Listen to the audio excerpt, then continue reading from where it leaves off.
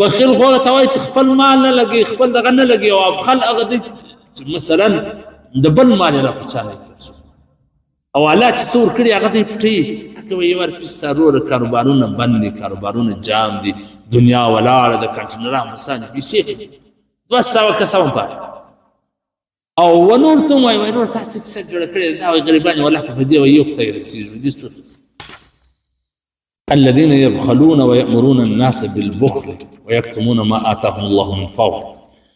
او دا هغه کسان دي چې دا خپل هم بخالت کی او نور ته هم د بخل عمل یعنی دا هغه کسان دا الله څومره ناخوش یا خپل بخیل دي بیا و نور ته هم د بخالت یعنی یو بخیل وي یو ابخل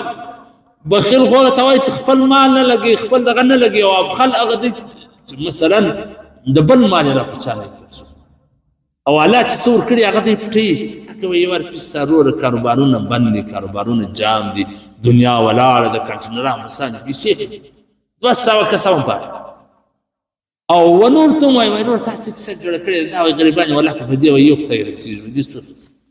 بس دا هم چې ځان ته سجو کې په دې یو ته رسیږي پکار دادا په حدیث شریف کې راځي چې بخیل سخي سړی چې دی دا الله ته نږدې دی و جنت ته نږدې دی و خلقو ته نږدې دی او بخیل چې کوم دی هغه د الله سره لري دی د خلقو سره لري دی د جنت سره لري دی و دوزخ ته او په حدیث شریف کې راځي چې وای داسې فرشتې دي چې هغه هر سهار دا دعا کوي چې یا الله دا ناری وي چې مثلا دی راشي چې یا الله چې کم سړی بخالت کوي د هغو مال او حالات د هلاکت سره او چې کم سړی سخاوت کوي چې یا الله د هغو مالونه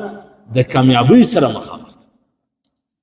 نو بخیل سړی یعنی په حدیث شریف کې دا نازل په اوس مفتي شفیع عثماني صاحب کلیو معرفت القرآن کې چې بخیل سړی چې ډېر عبادت گزار نه وي مثلا هغه صرف منځونه کوي روژه او زکات دا کوي مثلا د محرمات څخه ځان ګرځي دا در هغه